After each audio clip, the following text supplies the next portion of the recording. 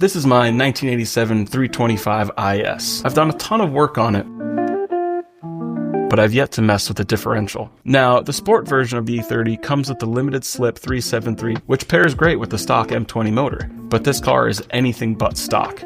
It's K-swapped. This Honda K24 is a rev-happy 4-cylinder, making it the perfect candidate for a shorter diff. I'm going to be swapping in a 410 LSD and putting it to the test. Now, I won't get into the technical details because there's a ton of information and videos on this already, but I will highlight the two major key aspects about diffs. Number one, as your diff ratio increases, your acceleration increases. Number two, as your diff ratio decreases, your top speed increases. An easy way to wrap your head around this is to think about riding a bike. If you're starting in a low gear on your bike, which is like a high ratio diff, you get going pretty easily, but at the expense of having to pedal a lot at a top speed.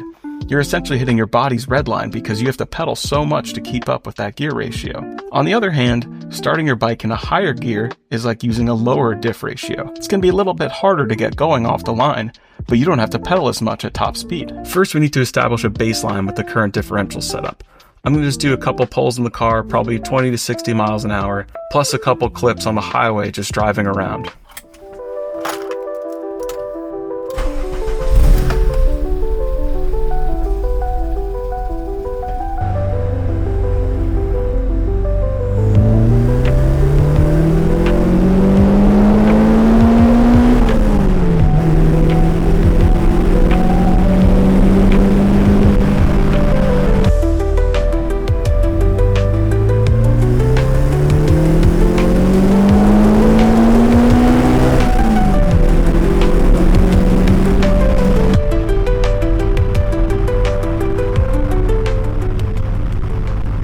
So now that we got our baseline numbers, let's swap the diff.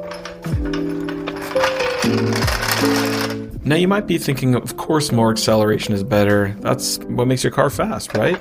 Well, it comes with a caveat that now that the car is going to be revving higher, it's going to be doing exactly that, revving higher. So if you're on the highway, you're going to be stuck in the high revs, which might be annoying. We're going to find out.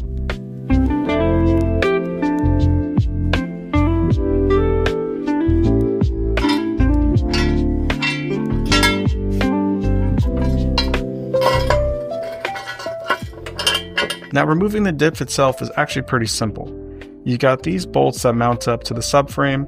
This is what connects it to the drive shaft. This mounts to the axle, and this goes to the diff mount. If you're not sure what diff you have, you can test it pretty easily. Now, of course, you can do this while it's installed, but I'm just going to show it on my workbench because it's right here. I'm just going to mark so we can remember where we were. So what you want to do is see how many turns it takes to rotate this drive shaft to turn the wheel one time. So that's 1, 2, 3, 4, and we're almost at the top, and a little bit more. So it takes 4.1 turns of the drive shaft to turn the wheel one time.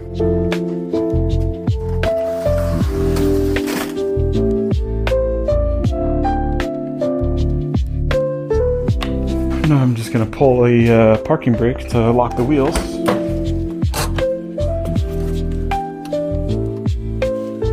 Get a longer one.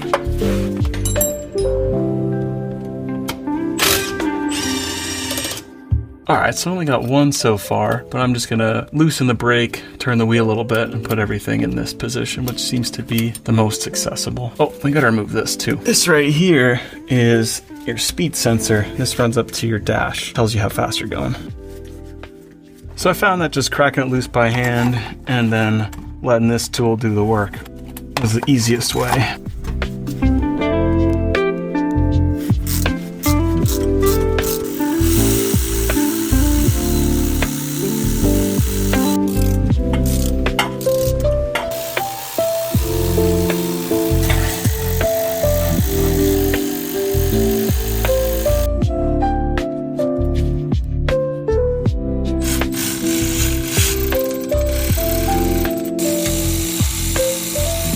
So next up I'm going to do the drive shaft, which is a 17 up here, and I'm going to put the car in gears to lock the drive shaft in place. Huh, I guess it's not a 17.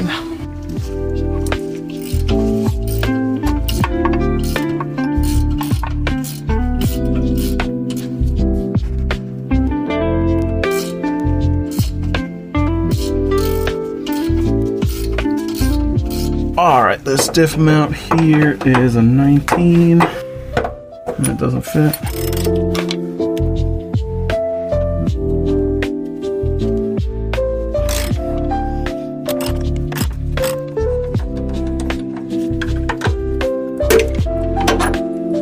So all that's left now are the mounts on the top of the diff. These last two nuts are here and here.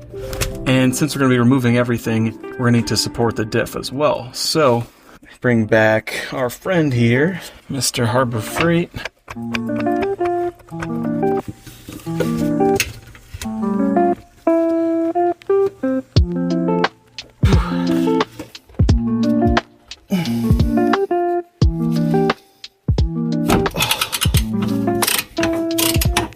So to get the top nuts, I did the double ratchet trick, or double wrench trick. I put this one on the nut, and then on this side, you loop this around in such a way where you can use another tool to give you more leverage. Hoping we could avoid this, but I think we're gonna have to drop the exhaust, remove the drive shaft support so we could pull the drive shaft front ways a little bit. So we'll do that as well.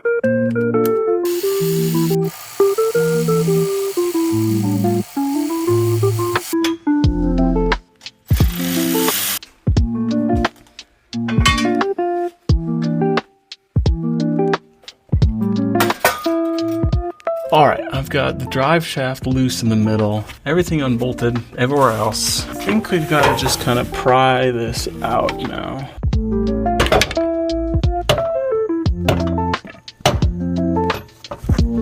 There we go.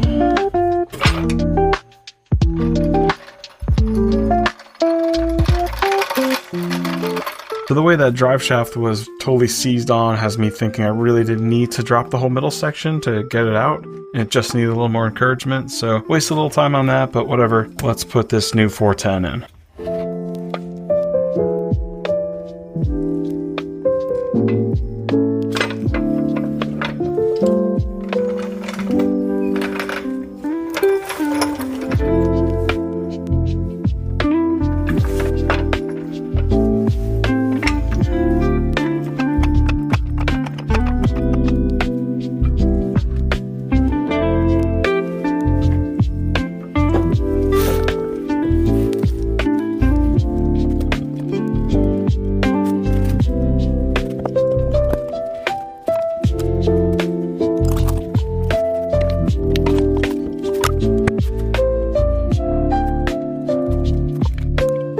Alright, took a little finagling, but everything is lined up. Now I'll just raise it up with the jack and tighten everything up.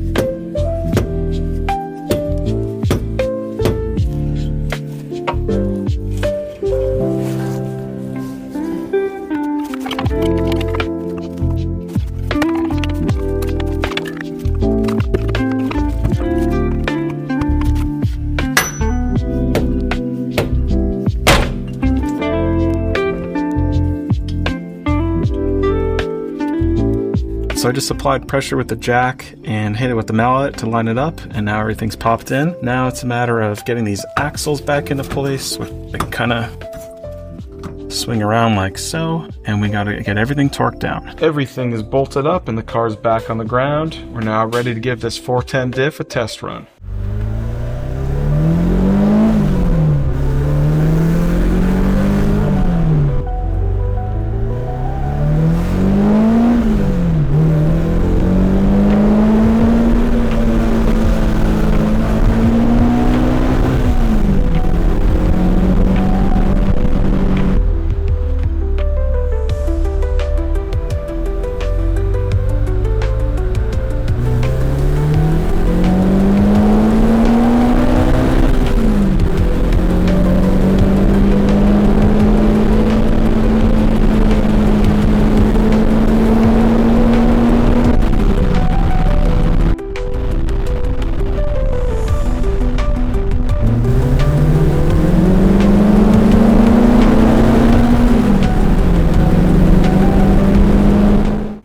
Thoughts on the diff? Well, it's a teensy little bit annoying. It's a little bit loud, but honestly, it's perfect.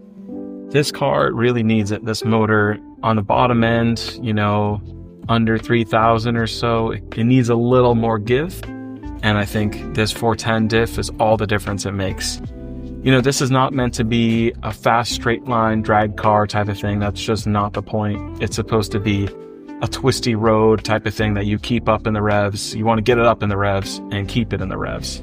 So this diff lets you get up in the revs a lot faster, and it really is noticeable.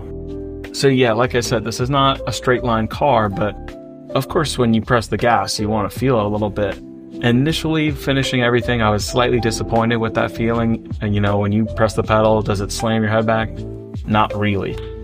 So putting this diff in, it does make that little difference that makes it feel like there's a little more going on with the car, and I really like it. I would say it improves the drivability a decent amount, but I have chirped the tires a couple times. First gear from the stop sign, it's a little aggressive, so it takes a little getting used to.